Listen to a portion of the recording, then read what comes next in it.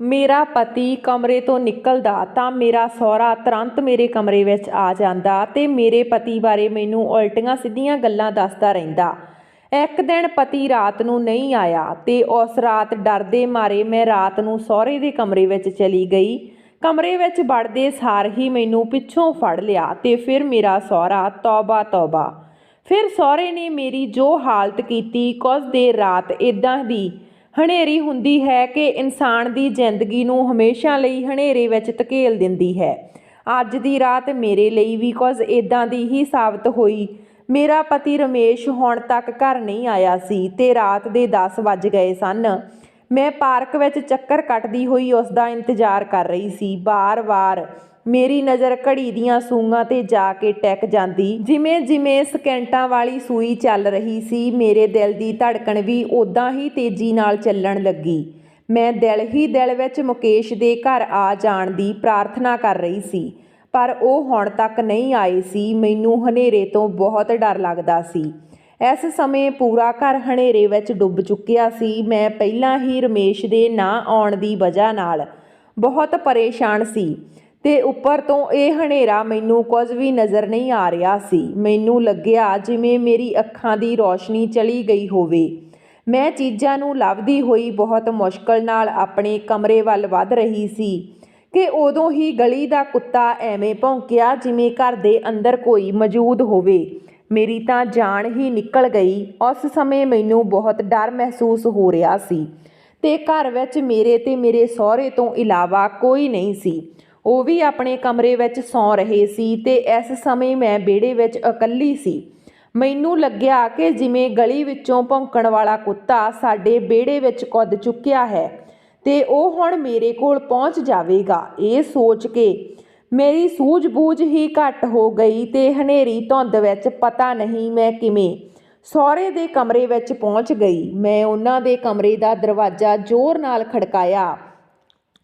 ਵਿਹੜਾ ਹਨੇਰੇ ਵਿੱਚ ਡੁੱਬਿਆ ਹੋਇਆ ਸੀ। ਜਦੋਂ ਕਮਰੇ ਦਾ ਦਰਵਾਜ਼ਾ ਖੁੱਲ੍ਹਿਆ ਤੇ ਡਰ ਦੇ ਮਾਰੇ ਮੈਂ ਬੁਰੀ ਤਰ੍ਹਾਂ ਨਾਲ ਕੰਬ ਰਹੀ ਸੀ। ਮੈਂ ਕਿਹਾ, ਪਿਤਾ ਜੀ, ਲੱਗਦਾ ਹੈ ਵਿਹੜੇ ਵਿੱਚ ਕੁੱਤਾ ਆ ਗਿਆ। ਮੈਨੂੰ ਬਹੁਤ ਡਰ ਲੱਗ ਰਿਹਾ ਹੈ। ਕੀ ਮੈਂ ਤੁਹਾਡੇ ਕਮਰੇ ਵਿੱਚ ਆ ਸਕਦੀ ਹਾਂ? ਮੈਂ ਉਸ ਸਮੇਂ ਬਹੁਤ ਡਰੀ ਹੋਈ ਸੀ, ਪਰ ਸ਼ਾਇਦ ਇਹ ਕਮਜ਼ੋਰ ਪਲ ਸੀ ਜਿਸ ਵਿੱਚ ਮੈਂ ਇਹ ਗਲਤ ਫੈਸਲਾ ਕਰ ਲਿਆ। ਮੇਰੇ ਸਹੁਰੇ ਨੇ ਮੇਰੀ ਬਾਂਹ ਫੜੀ ਤੇ ਮੈਨੂੰ ਆਪਣੇ ਕਮਰੇ ਵਿੱਚ ਖਿੱਚ ਲਿਆ ਤੇ ਨਾਲ ਹੀ ਕਮਰੇ ਦਾ ਦਰਵਾਜ਼ਾ ਬੰਦ ਹੋ ਗਿਆ। ਉਸ ਦੇ ਬਾਅਦ ਜੋ ਕੁਝ ਮੇਰੇ ਨਾਲ ਹੋਇਆ। ਔਰਤ ਜੇ ਆਪਣੇ ਪਤੀ ਤੋਂ ਘੱਟ ਸੋਹਣੀ ਹੋਵੇ ਤਾਂ ਹਮੇਸ਼ਾ ਦੱਬੀ ਦੱਬੀ ਜਿਹੀ ਮਹਿਸੂਸ ਕਰਦੀ ਹੈ। ਮੈਂ ਵੀ ਅੱਜ ਕੱਲ੍ਹ ਉਸ ਸਮੇਂ ਤੋਂ ਲੰਘ ਰਹੀ ਸੀ। ਰਮੇਸ਼ ਦੇਖਣ ਵਿੱਚ ਬਹੁਤ ਸੋਹਣਾ ਨੌਜਵਾਨ ਸੀ। ਦੇਖਣ ਵਿੱਚ ਮੈਂ ਵੀ ਚੰਗੇ ਨੈਣ ਨਕਸ਼ ਦੀ ਮਾਲਕ ਸੀ। ਬਸ ਮੇਰੀ ਰੰਗਤ ਜ਼ਿਆਦਾ ਸਫੇਦ ਨਹੀਂ ਸੀ। ਇਹ ਚੀਜ਼ ਦਾ ਅਹਿਸਾਸ ਮੈਨੂੰ ਵਿਆਹ ਦੇ ਦੂਜੇ ਦਿਨ ਹੀ ਮੇਰੇ ਸਹੁਰੇ ਨੇ ਮੈਨੂੰ ਦਵਾ ਦਿੱਤਾ ਸੀ। ਸਵੇਰੇ ਜਦੋਂ ਮੈਂ ਆਪਣੇ ਕਮਰੇ ਤੋਂ ਬਾਹਰ ਨਾਸ਼ਤਾ ਬਣਾਉਣ ਲਈ ਆਈ ਤਾਂ ਘਰ ਵਿੱਚ ਬਹੁਤ ਰਿਸ਼ਤੇਦਾਰ ਮੌਜੂਦ ਸੀ। ਨਾਸ਼ਤੇ ਦੀ ਟੇਬਲ 'ਤੇ ਮੇਰੇ ਸਹੁਰੇ ਤੇ ਉਹਨਾਂ ਦੀਆਂ ਭੈਣਾਂ ਵੀ ਬੈਠੀਆਂ ਸਨ ਤੇ ਮੇਰੀ ਸੱਸ ਇਸ ਦੁਨੀਆ ਵਿੱਚ ਨਹੀਂ ਸੀ। ਰਿਸ਼ਤੇਦਾਰਾਂ ਵਿੱਚ ਵੀ ਜ਼ਿਆਦਾਤਰ ਮੇਰੇ ਸਹੁਰੇ ਦੇ ਭੈਣ ਭਾਈ ਹੀ ਸਨ। ਉਹਨਾਂ ਨਾਲ ਹੀ ਮੈਂ ਨਾਸ਼ਤਾ ਕੀਤਾ ਤੇ ਮੇਰਾ ਸਹੁਰਾ ਮੈਨੂੰ ਸਾਰੇ ਰਿਸ਼ਤੇਦਾਰਾਂ ਨਾਲ ਜਾਣ ਪਹਿਚਾਣ ਵੀ ਕਰਵਾਉਂਦਾ ਰਿਹਾ ਤੇ ਉਹ ਬਹੁਤ ਚੰਗੇ ਮਿਜ਼ਾਜ ਤੇ ਨਰਮ ਦਿਲ ਦੇ ਮਾਲਕ ਸਨ। ਪਰ ਕੁਝ ਹੀ ਦੇਰ ਵਿੱਚ ਜਦੋਂ ਮਹਿਮਾਨ ਵਾਪਸ ਆਪਣੇ ਘਰਾਂ ਨੂੰ ਜਾ ਰਹੇ ਸੀ ਤੇ ਘਰ ਵਿੱਚ ਸਿਰਫ ਮੈਂ ਤੇ ਮੇਰਾ ਸਹੁਰਾ ਹੀ ਸੀ। ਰਿਸੈਪਸ਼ਨ ਵਿੱਚ ਹਾਲੇ ਬਹੁਤ ਸਮਾਂ ਬਾਕੀ ਸੀ, ਇਸ ਲਈ ਮੇਰਾ ਸਹੁਰਾ ਮੇਰੇ ਲਈ ਚਾਹ ਬਣਾ ਕੇ ਲੈ ਆਇਆ। ਕਹਿਣ ਲੱਗਿਆ, ਮੈਂ ਸੋਚਿਆ ਮੇਰੀ ਕੁੜੀ ਥੱਕ ਗਈ ਹੋਵੇਗੀ, ਉਸ ਨੂੰ ਚਾਹ ਬਣਾ ਕੇ ਪਿਆਉਂਦਾ ਹਾਂ। ਉਹ ਮੇਰੇ ਬਰਾਬਰ ਹੀ ਸੋਫੇ 'ਤੇ ਬੈਠ ਗਏ ਤੇ ਚਾਹ ਦਾ ਕੱਪ ਮੈਨੂੰ ਵੀ ਫੜਾ ਦਿੱਤਾ। ਫਿਰ ਮੈਨੂੰ ਕਹਿਣ ਲੱਗੇ ਕਿ ਵੈਸੇ ਤਾਂ ਰਮੇਸ਼ ਬਹੁਤ ਚੰਗਾ ਮੁੰਡਾ ਹੈ, ਮੇਰੀ ਹਰ ਗੱਲ ਮੰਨਦਾ ਵੀ ਆ, ਪਰ ਕੀ ਆ ਕਿ ਉਹ ਸੁੰਦਰਤਾ ਦਾ ਪ੍ਰੇਮੀ ਆ।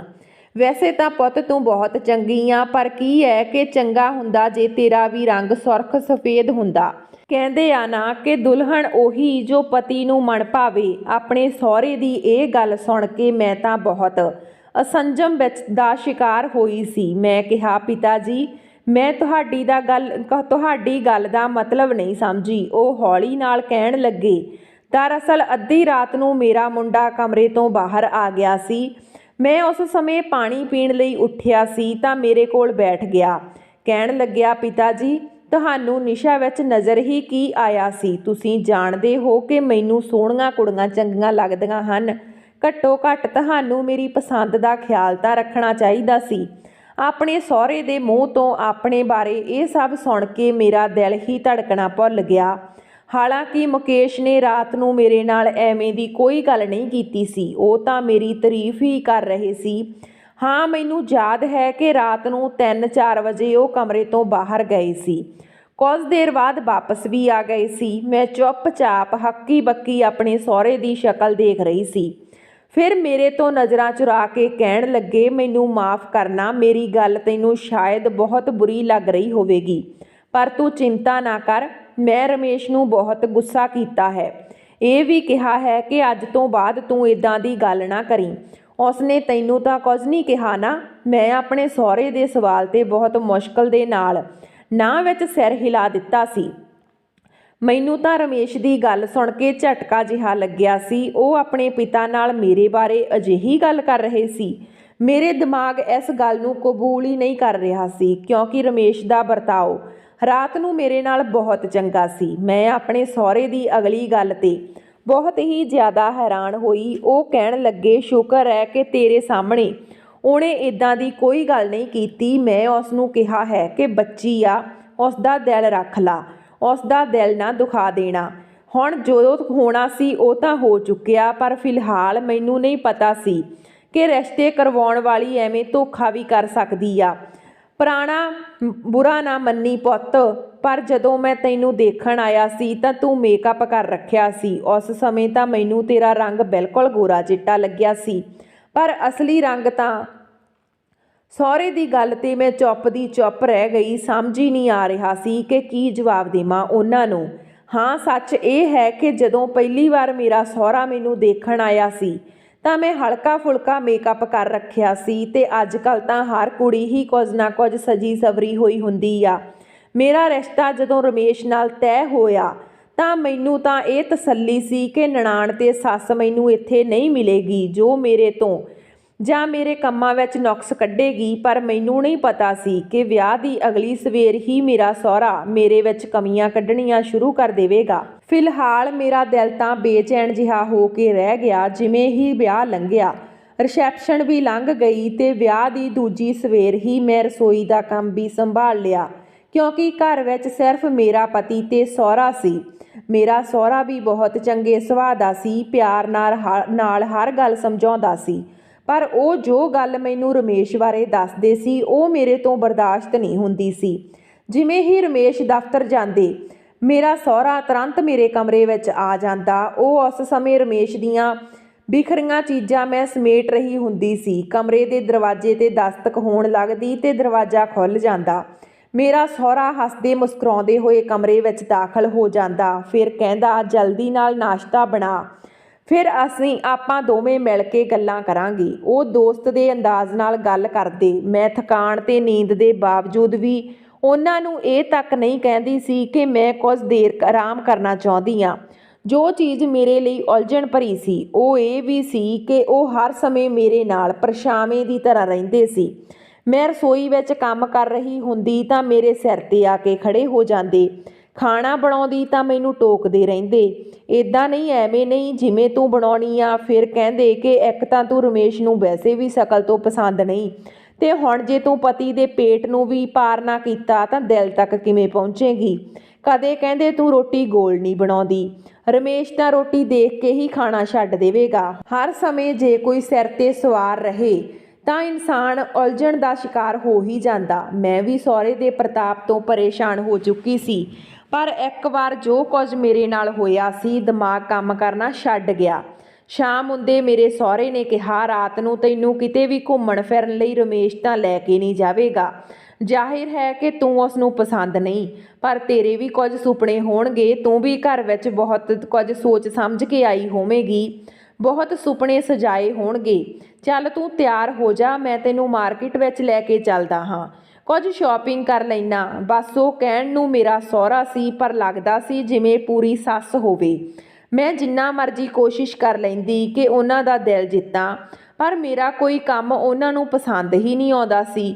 ਉਹ ਮੇਰੇ ਹਰ ਕੰਮ ਵਿੱਚ ਨੁਕਸ ਕੱਢਦੇ ਤੇ ਕਹਿੰਦੇ ਕਿ ਰਮੇਸ਼ ਨੂੰ ਇਹ ਸਭ ਚੀਜ਼ਾਂ ਪਸੰਦ ਨਹੀਂ ਹਨ।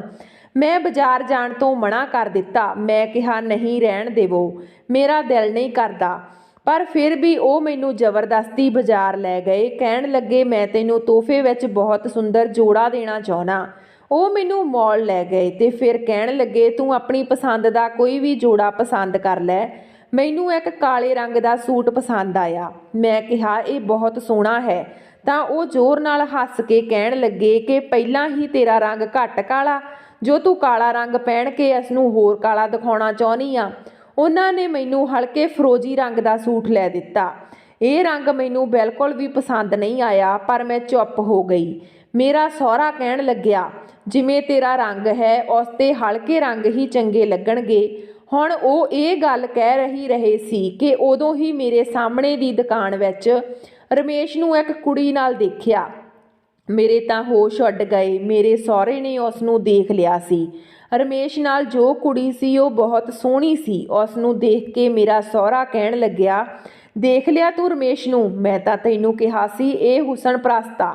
ਜਿੱਥੇ ਵੀ ਇਸ ਨੂੰ ਸੋਹਣੀ ਕੁੜੀ ਮਿਲੇਗੀ ਇਹ ਉੱਥੇ ਜਾਵੇਗਾ। ਸਾਹਮਣੇ ਰਮੇਸ਼ ਹੱਸ ਕੇ ਉਸ ਕੁੜੀ ਨਾਲ ਗੱਲਾਂ ਕਰ ਰਿਹਾ ਸੀ। ਇਹ ਦੇਖ ਕੇ ਮੇਰੇ ਹੰਝੂ ਵਹਿਣ ਲੱਗੇ। ਮੈਂ ਕੁਝ ਵੀ ਨਹੀਂ ਖਰੀਦਿਆ ਤੇ ਵਾਪਸ ਆ ਗਈ। ਮੇਰਾ ਦਿਲ ਕੀਤਾ ਕਿ ਹਰ ਚੀਜ਼ ਨੂੰ ਤਹਿਸ ਨਹਿਸ ਕਰ ਦੇਵਾਂ।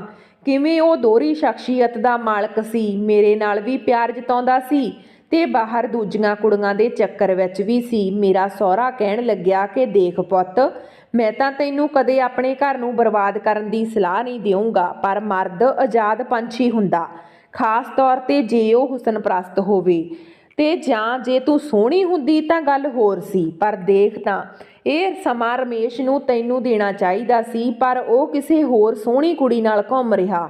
ਜੇ ਤੂੰ ਸੋਹਣੀ ਹੁੰਦੀ ਤਾਂ ਅੱਜ ਉਸ ਦੀ ਜਗ੍ਹਾ ਤੂੰ ਉਸ ਨਾਲ ਘੁੰਮ ਰਹੀ ਹੁੰਦੀ। ਮੈਂ ਆਪਣੇ ਮੁੰਡੇ ਦੇ ਸੁਭਾਅ ਤੋਂ ਬਹੁਤ ਚੰਗੀ ਤਰ੍ਹਾਂ ਵਾਕਿਫ ਹਾਂ। ਮੇਰਾ ਰੋ ਰੋ ਕੇ ਬੁਰਾ ਹਾਲ ਸੀ। ਮੇਰੇ ਸਹੁਰੇ ਨੇ ਪਾਣੀ ਦਾ ਗਲਾਸ ਮੈਨੂੰ ਫੜਾਇਆ ਤੇ ਬਿਲਕੁਲ ਮੇਰੇ ਬਰਾਬਰ ਬੈਠ ਗਿਆ ਤੇ ਆਪਣੇ ਹੱਥ ਨਾਲ ਮੇਰਾ ਸਿਰ ਸਹਿਲਾਉਣ ਲੱਗਿਆ। ਕਹਿਣ ਲੱਗਿਆ ਪਰੇਸ਼ਾਨ ਨਾ ਹੋ, ਮੈਂ ਰਮੇਸ਼ ਨੂੰ ਸਮਝਾਊਂਗਾ, ਪਰ ਉਸ ਦੀ ਗਰੰਟੀ ਨਹੀਂ ਲੈ ਸਕਦਾ। ਮੈਂ ਪੂਰਾ ਦਿਨ ਰਮੇਸ਼ ਦੀ ਖਾਤਰ ਉਸ ਦੀ ਪਸੰਦ ਦਾ ਖਾਣਾ ਬਣਾਉਂਦੀ, ਉਸ ਦੇ ਘਰ ਨੂੰ ਸਜਾਉਂਦੀ, ਸਵਾਰ ਕੇ ਖੁਦ ਨੂੰ ਵੀ ਉਸ ਦੇ ਰੰਗ ਵਿੱਚ ਢਾਲਣ ਦੀ ਕੋਸ਼ਿਸ਼ ਕਰਦੀ, ਪਰ ਫਿਰ ਵੀ ਉਸ ਨੂੰ ਮੇਰੀ ਕੋਈ ਵੀ ਕੁਰਬਾਨੀ ਨਜ਼ਰ ਹੀ ਨਹੀਂ ਆਉਂਦੀ ਸੀ।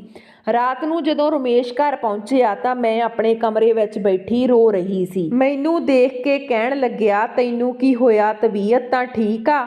ਮੇਰਾ ਜੀ ਤਾਂ ਕਰ ਰਿਹਾ ਸੀ ਕਿ ਉਸ ਨੂੰ ਦੱਸ ਦੇਵਾਂ ਕਿ ਮੈਂ ਤੇਰੀ ਸੱਚਾਈ ਜਾਣ ਗਈ ਹਾਂ, ਪਰ ਮੇਰੇ ਸਹੁਰੇ ਨੇ ਮੈਨੂੰ ਸਖਤੀ ਨਾਲ ਮਨ੍ਹਾ ਕੀਤਾ ਤੇ ਕਿਹਾ ਕਿ ਪੁੱਤ ਇਸ ਤਰ੍ਹਾਂ ਨਾਲ ਤੇਰਾ ਘਰ ਬਰਬਾਦ ਹੋ ਜਾਵੇਗਾ। ਜੇ ਰਮੇਸ਼ ਨੂੰ ਇਹ ਗੱਲ ਦਾ ਪਤਾ ਚੱਲ ਗਿਆ ਕਿ ਤੂੰ ਜਾਣਦੀ ਆ ਉਸ ਦਾ ਬਾਹਰ ਦੂਜੀਆਂ ਕੁੜੀਆਂ ਨਾਲ ਚੱਕਰ ਆ ਤਾਂ ਉਹ ਨਿੱਡਰ ਹੋ ਜਾਵੇਗਾ।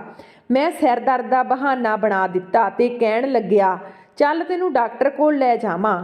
ਇੱਕ ਤਾਂ ਤੂੰ ਪਹਿਲਾਂ ਤੋਂ ਹੀ ਕਾਲੀ ਆ, ਰੋ ਰੋ ਕੇ ਤੂੰ ਹੋਰ ਵੀ ਆਪਣੀ ਹਾਲਤ ਖਰਾਬ ਕਰ ਲਈ।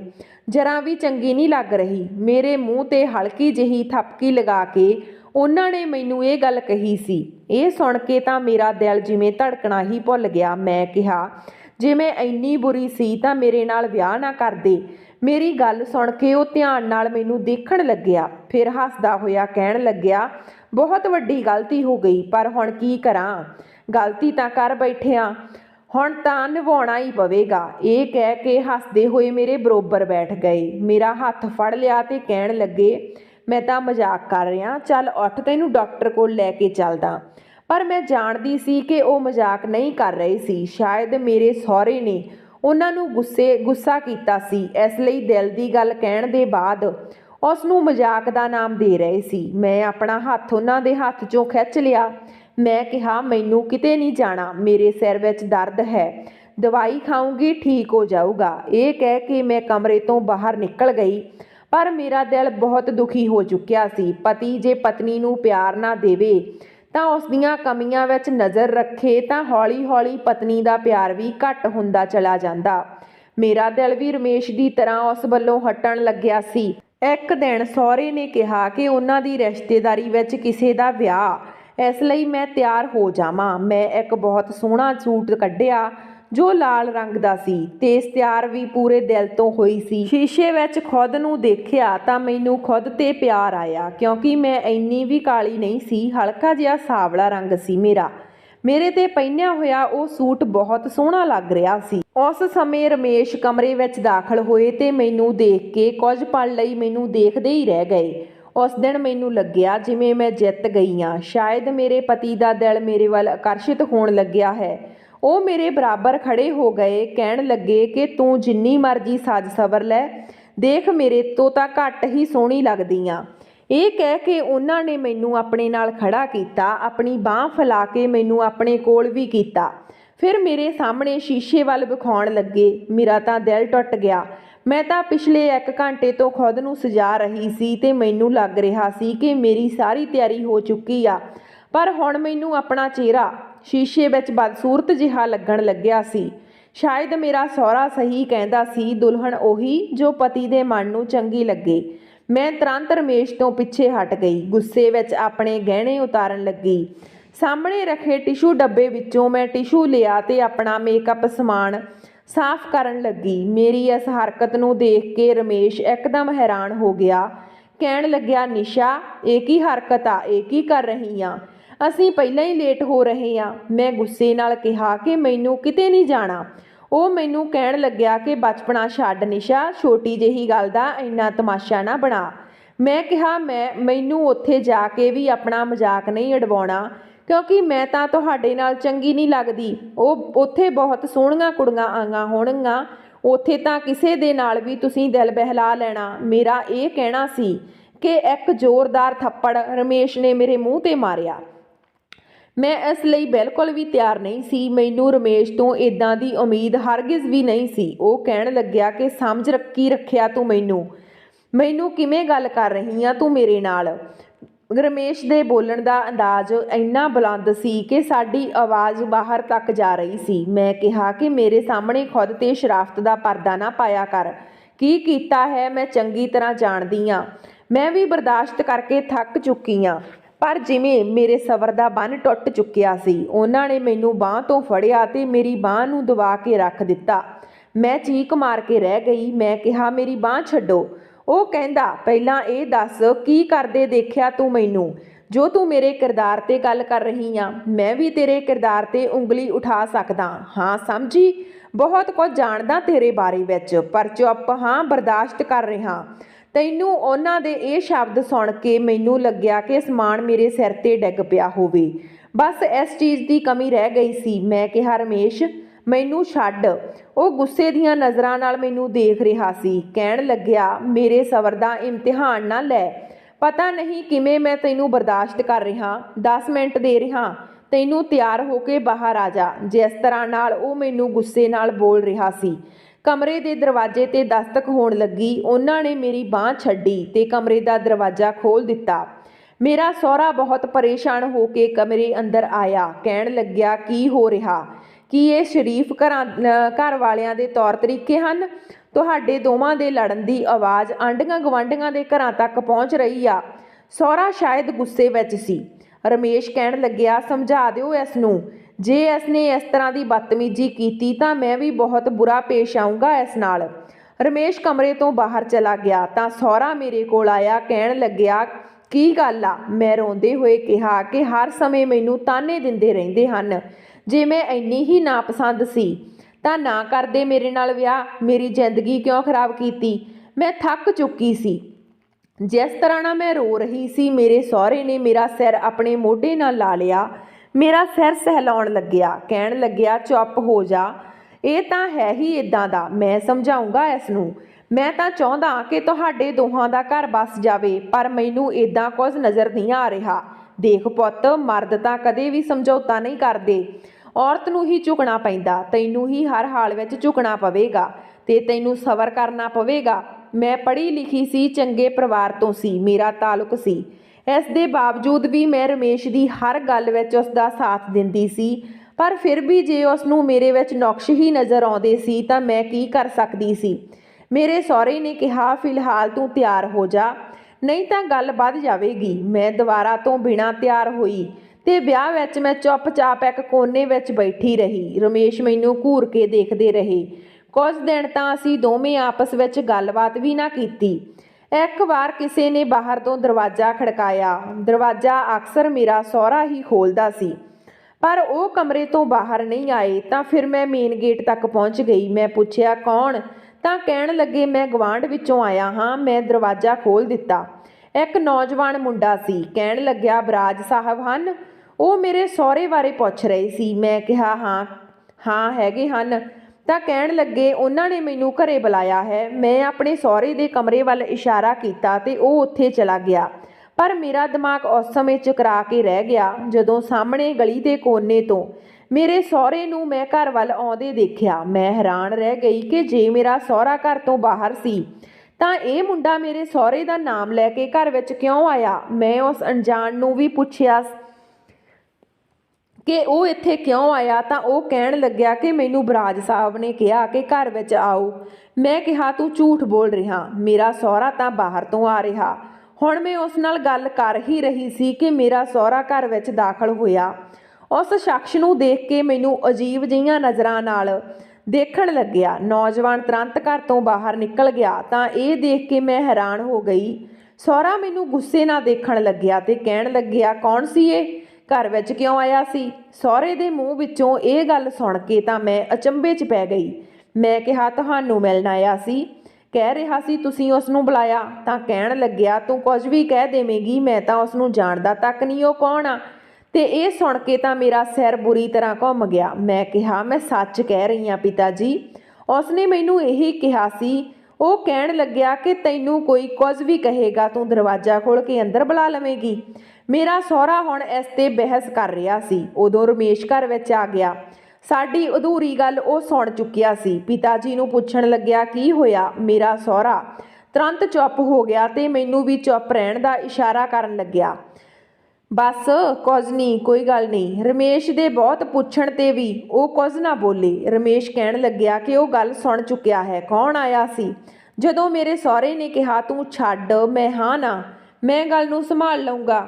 ਰਮੇਸ਼ ਮੈਨੂੰ ਘੂਰਦਾ ਹੋਇਆ ਕਮਰੇ 'ਚ ਆ ਗਿਆ। ਤਾਂ ਮੇਰੇ ਸਹੁਰੇ ਨੇ ਕਿਹਾ, ਉਸ ਨੂੰ ਕੁਝ ਨਾ ਦੱਸਣਾ, ਮੈਂ ਨਹੀਂ ਚਾਹੁੰਦਾ ਕਿ ਤੁਹਾਡਾ ਘਰ ਖਰਾਬ ਹੋ ਜਾਵੇ। ਇਸ ਗੱਲ ਨੂੰ ਅਜੇ 2-3 ਦਿਨ ਹੀ ਲੰਘੇ ਸੀ ਕਿ ਰਾਤ ਨੂੰ ਰਮੇਸ਼ ਘਰ ਨਹੀਂ ਆਇਆ। ਮੈਂ ਬਹੁਤ ਪਰੇਸ਼ਾਨ ਸੀ। ਫਿਰ ਲਾਈਟ ਵੀ ਚਲੀ ਗਈ। ਮਜਬੂਰਨ ਮੈਨੂੰ ਆਪਣੇ ਸਹੁਰੇ ਦੇ ਕਮਰੇ 'ਚ ਜਾਣਾ ਪਿਆ। ਪਰ ਜਿਵੇਂ ਹੀ ਮੈਂ ਆਪਣੇ ਸਹੁਰੇ ਦੇ ਕਮਰੇ ਵਿੱਚ ਗਈ, ਮੈਨੂੰ ਲੱਗਿਆ ਕਿਸੇ ਨੇ ਮੈਨੂੰ ਆਪਣੀਆਂ ਬਾਹਾਂ ਵਿੱਚ ਲੈ ਲਿਆ ਹੋਵੇ। ਮੈਂ ਚੰਗੀ ਤਰ੍ਹਾਂ ਸਮਝ ਵੀ ਨਹੀਂ ਪਾ ਰਹੀ ਸੀ ਕਿ ਉਸ ਕਮਰੇ ਦੀ ਲਾਈਟ ਜਗ ਗਈ। ਮੈਂ ਦੇਖਿਆ ਮੇਰਾ ਸਹੁਰਾ ਬੈੱਡ 'ਤੇ ਬੇਸੁੱਧ ਪਿਆ ਸੀ ਤੇ ਉਹੀ ਮੁੰਡਾ ਮੈਨੂੰ ਜਕੜੇ ਹੋਏ ਖੜਾ ਸੀ ਜੋ ਮੇਰੇ ਸਹੁਰੇ ਦਾ ਨਾਂ ਲੈ ਕੇ ਘਰ ਆਇਆ ਸੀ। ਇਹ ਦੇਖ ਕੇ ਤਾਂ ਮੇਰੀ ਜਾਨ ਨਿਕਲ ਗਈ। ਮੈਂ ਉਸ ਤੋਂ ਆਪਣੇ ਆਪ ਨੂੰ ਛੁਡਾ ਰਹੀ ਸੀ। ਉਸ ਸਮੇਂ ਰਮੇਸ਼ ਕਮਰੇ ਵਿੱਚ ਦਾਖਲ ਹੋਇਆ ਤੇ ਇਹ ਸਭ ਦੇਖ ਕੇ ਰਮੇਸ਼ ਨੇ ਉਸ ਮੁੰਡੇ ਨੂੰ ਮਾਰਨਾ ਸ਼ੁਰੂ ਕਰ ਦਿੱਤਾ। ਮੇਰਾ ਸਹੁਰਾ ਵੀ ਉੱਠ ਕੇ ਬੈਠ ਗਿਆ। ਕਹਿਣ ਲੱਗਿਆ, ਉਸ ਮੁੰਡੇ ਤੇ ਤੇਰੀ ਪਤਨੀ ਨੇ ਮਿਲ ਕੇ ਮੈਨੂੰ ਬੇਹੋਸ਼ ਕਰ ਦਿੱਤਾ। ਚੰਗਾ ਹੋਇਆ ਤੂੰ ਰੱਬ ਰੰਗੇ ਹੱਥੀਂ ਇਹਨਾਂ ਨੂੰ ਫੜ ਚੁੱਕਿਆ। ਮੇਰੇ ਸਹੁਰੇ ਦੀ ਗੱਲ ਸੁਣ ਕੇ ਮੈਂ ਹੈਰਾਨ ਹੋ ਗਈ। ਮੈਂ ਕਿਹਾ, ਤੁਸੀਂ ਇਹ ਕੀ ਗੱਲ ਕਰ ਰਹੇ ਹੋ ਪਿਤਾ ਜੀ? ਉਹ ਕਹਿਣ ਲੱਗਿਆ, ਬਸ ਉਸ ਦਿਨ ਤੋਂ ਹੀ ਮੈਂ ਕਹਿੰਦਾ ਸੀ ਰਮੇਸ਼, ਇਸ ਕੁੜੀ ਨਾਲ ਵਿਆਹ ਨਾ ਕਰ, ਪਰ ਤੂੰ ਤਾਂ ਆਪਣੀ ਮਰਜ਼ੀ ਕਰਨੀ ਸੀ। ਦੇਖ ਲਿਆ ਇਸ ਕੁੜੀ ਦੇ ਨਾਲ ਵਿਆਹ ਦਾ ਨਤੀਜਾ। ਮੈਂ ਆਪਣੇ ਸਹੁਰੇ ਦੀ ਸਾਰੀ ਸਾਜ਼ਿਸ਼ ਹੁਣ ਸਮਝ ਚੁੱਕੀ ਸੀ। ਮੁੰਡਾ ਤਾਂ ਭੱਜ ਚੁੱਕਿਆ ਸੀ। ਸ਼ਾਇਦ ਮੇਰੇ ਸਹੁਰੇ ਨੇ ਹੀ ਉਸ ਨੂੰ ਕਿਰਾਏ 'ਤੇ ਬੁਲਾਇਆ ਸੀ, ਰਮੇਸ਼ ਦੇ ਦਿਲ ਵਿੱਚ ਮੇਰੇ ਲਈ ਨਫ਼ਰਤ ਪਾਉਣ ਲਈ। ਮੇਰੇ ਪਤੀ ਨੇ ਮੇਰੇ ਭਰਾ ਨੂੰ ਫੋਨ ਕੀਤਾ ਤੇ ਬੋਲਿਆ ਕਿ ਆਪਣੀ ਭੈਣ ਨੂੰ ਲੈ ਜਾ, ਪਰ ਮੈਂ ਰਮੇਸ਼ ਨੂੰ ਸਾਰੀ ਗੱਲ ਦੱਸ ਦਿੱਤੀ। ਮੈਂ ਕਿਹਾ ਕਿ ਇਸ ਵਿੱਚ ਮੇਰਾ ਕੋਈ ਕਸੂਰ ਨਹੀਂ। ਮੈਂ ਤਾਂ ਉਸ ਮੁੰਡੇ ਨੂੰ ਜਾਣਦੀ ਵੀ ਨਹੀਂ। ਜਿਸ ਦੀ ਚਾਹੇ ਮੈਨੂੰ ਕਸਮ ਖਵਾ ਸਕਦੇ ਹੋ, ਮੈਂ ਇਸ ਇਨਸਾਨ ਨੂੰ ਨਹੀਂ ਜਾਣਦੀ। ਰਮੇਸ਼ ਨੇ ਕਿਹਾ, ਠੀਕ ਆ, ਮੈਂ ਕੱਲ੍ਹ ਉਸ ਮੁੰਡੇ ਨੂੰ ਲੱਭ ਕੇ ਸਾਰੀ ਸੱਚਾਈ ਪਤਾ ਕਰ ਲਊਂਗਾ। ਕਹਿਣ ਲੱਗਿਆ, ਜੇ ਤੂੰ ਝੂਠੀ ਹੋਈ ਤਾਂ ਮੈਂ ਤੈਨੂੰ ਉਸੇ ਸਮੇਂ ਤਲਾਕ ਦੇ ਦੇਵਾਂਗਾ। ਅਗਲੀ ਸਵੇਰ ਰਮੇਸ਼ ਨੇ ਉਸ ਮੁੰਡੇ ਨੂੰ ਵੀ ਲੱਭ ਲਿਆ ਤੇ ਉਸ ਨੂੰ ਮਾਰ-ਮਾਰ ਕੇ ਸੱਚ ਬੋਲਣ ਲਈ ਕਿਹਾ। ਤਾਂ ਉਸਨੇ ਮੇਰੇ ਸਹੁਰੇ ਦੀ ਸਾਰੀ ਸੱਚਾਈ ਉਸ ਨੂੰ ਦੱਸੀ। ਰਮੇਸ਼ ਨੇ ਮੈਨੂੰ ਕਿਸੇ ਦੋਸਤ ਦੇ ਵਿਆਹ ਵਿੱਚ ਦੇਖਿਆ ਸੀ ਤਾਂ ਆਪਣੇ ਬਾਪ ਨਾਲ ਜਿੱਦ ਕਰਕੇ ਮੇਰੇ ਲਈ ਰਿਸ਼ਤਾ ਭੇਜਿਆ ਸੀ ਤੇ ਮੇਰਾ ਸਹੁਰਾ ਆਪਣੀ ਕਿਸੇ ਪਹਿਚਾਣ ਵਾਲੀ ਔਰਤ ਦੋਸਤ ਦੀ ਕੁੜੀ ਨਾਲ ਰਮੇਸ਼ ਦਾ ਵਿਆਹ ਕਰਵਾਉਣਾ ਚਾਹੁੰਦਾ ਸੀ, ਕਿਉਂਕਿ ਉਹ ਉਸ ਔਰਤ ਨਾਲ ਗਲਤ ਸੀ। ਉਹ ਚਾਹੁੰਦਾ ਸੀ ਕਿ ਜੇ ਉਸ ਦੀ ਕੁੜੀ ਮੇਰੀ ਨੂੰਹ ਬਣ ਕੇ ਸਾਡੇ ਘਰ ਆ ਗਈ ਤਾਂ ਉਹ ਔਰਤ ਵੀ ਸਾਡੇ ਘਰ ਆ ਜਾਵੇਗੀ, ਕਿਉਂਕਿ ਉਸ ਦਾ ਪਤੀ ਮਰ ਚੁੱਕਿਆ ਸੀ। ਇਹ ਸਾਰਾ ਖੇਡ ਉਸਨੇ ਇਸ ਕਰਕੇ ਹੀ ਰਚਾਇਆ ਸੀ ਤਾਂ ਕਿ ਰਮੇਸ਼ ਮੈਨੂੰ ਛੱਡ ਦੇਵੇ ਤੇ ਉਹ ਉਸ ਦਾ ਵਿਆਹ ਆਪਣੀ ਉਸ ਮਹਿਲਾ ਦੋਸਤ ਦੀ ਕੁੜੀ ਨਾਲ ਕਰਵਾ ਦੇਵੇ। ਜਦੋਂ ਸਾਰੀ ਸੱਚਾਈ ਸਾਹਮਣੇ ਆ ਗਈ ਤਾਂ ਮੇਰਾ ਸਹੁਰਾ ਸਾਡੇ ਦੋਹਾਂ ਦੇ ਪੈਰਾਂ 'ਚ ਡਿੱਗ ਕੇ ਮਾफ़ੀ ਮੰਗਣ ਲੱਗਿਆ, ਪਰ ਮੈਂ ਹਾਲੇ ਤੱਕ ਉਸ ਨੂੰ ਮਾफ़ ਨਹੀਂ ਕੀਤਾ। ਦੋਸਤੋ, ਤੁਸੀਂ ਹੀ ਦੱਸੋ ਕਿ ਮੇਰੇ ਸਹੁਰੇ ਨੂੰ ਮੈਨੂੰ ਮਾफ़ ਕਰ ਦੇਣਾ ਚਾਹੀਦਾ ਜਾਂ ਨਹੀਂ। ਆਪਣੇ ਕੀਮਤੀ ਵਿਚਾਰ ਕਮੈਂਟ ਬਾਕਸ ਵਿੱਚ ਜ਼ਰੂਰ ਦਿਓ। ਮਿਲਦੇ ਹਾਂ ਨਵੀਂ ਕਹਾਣੀ ਦੇ ਨਾਲ, ਤਦ ਤੱਕ ਸਤਿ ਸ਼੍ਰੀ ਅਕਾਲ।